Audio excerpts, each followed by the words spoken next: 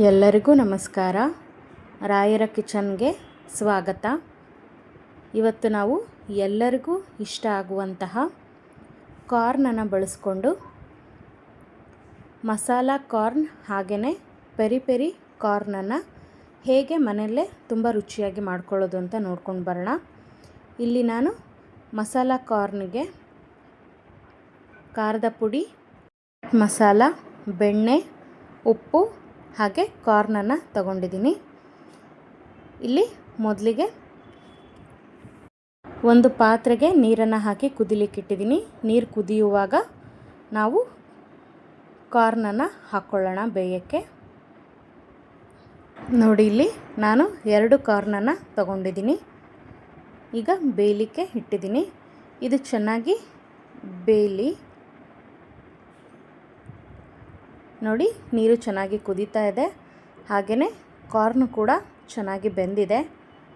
ಈ ಟೈಮಲ್ಲಿ ನಾವು ನೀರನ್ನು ಸಪ್ರೇಟ್ ಮಾಡಿಕೊಂಡು ಕಾರ್ನನ್ನು ತಕ್ಕೊಳ್ಳೋಣ. ನೋಡಿ, ಕಾರ್ನನ್ನು ತಕ್ಕೊಂಡಿದ್ದೀನಿ, ಸ್ವಲ್ಪ ಆರಿಸ್ಕೊಂಡಿದ್ದೀನಿ.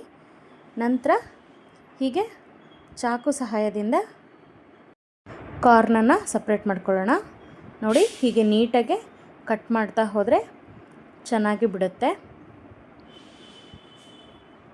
ನೀವು ಇದನ್ನು ಕೈಯಲ್ಲಿ ಕೂಡ ನಿಧಾನವಾಗಿ ಬಿಡಿಸ್ಕೋಬಹುದು, ಆದರೆ ಚಾಕು ಸಹಾಯದಿಂದ ಸ್ವಲ್ಪ ಬೇಗನೆ ಹೀಗೆ ನೀಟಾಗಿ ಕಟ್ ಮಾಡ್ತಾ ಹೋದರೆ ಬೇಗನೆ ಕಾಳನ್ನು ಸಪ್ರೇಟ್ ಮಾಡ್ಕೋಬೋದು. ನೋಡಿ, ಈಗ ಕಾಳನ್ನೆಲ್ಲ ಸಪ್ರೇಟ್ ಮಾಡ್ಕೊಂಡಿದ್ದೀನಿ. ಇಲ್ಲಿ ನಾನು ಒಂದು ಬೌಲನ್ನು ತಗೊಂಡಿದ್ದೀನಿ. ಅದಕ್ಕೆ ಬೇಯಿಸಿಟ್ಕೊಂಡಂತಹ ಕಾರ್ನನ್ನು ಹಾಕ್ಕೊಳ್ತಾ ಇದ್ದೀನಿ. ನೋಡಿ, ಕಾರ್ನನ್ನು ಹಾಕ್ಕೊಂಡಿದ್ದೀನಿ.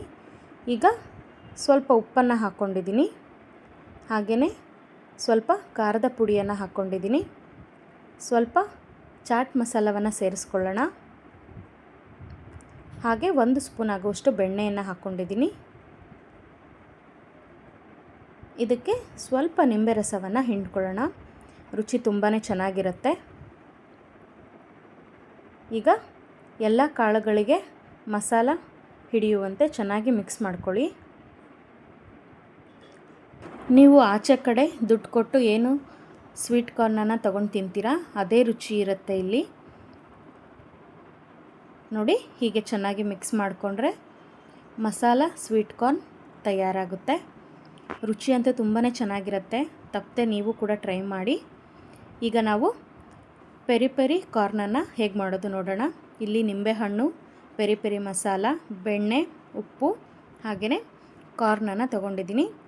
ಇಲ್ಲಿ ಕಾರ್ನನ್ನು ನಾನು ಮೊದಲೇ ಬೇಯಿಸ್ಕೊಂಡು ಇಟ್ಕೊಂಡಿದ್ದೀನಿ. ಈಗ ಒಂದು ಬಟ್ಲಿಗೆ ಸ್ವೀಟ್ ಕಾರ್ನನ್ನು ಹಾಕ್ಕೊಳ್ತಾ ಇದ್ದೀನಿ, ಬೇಯಿಸಿರುವಂಥ ಸ್ವೀಟ್ ಕಾರ್ನ್.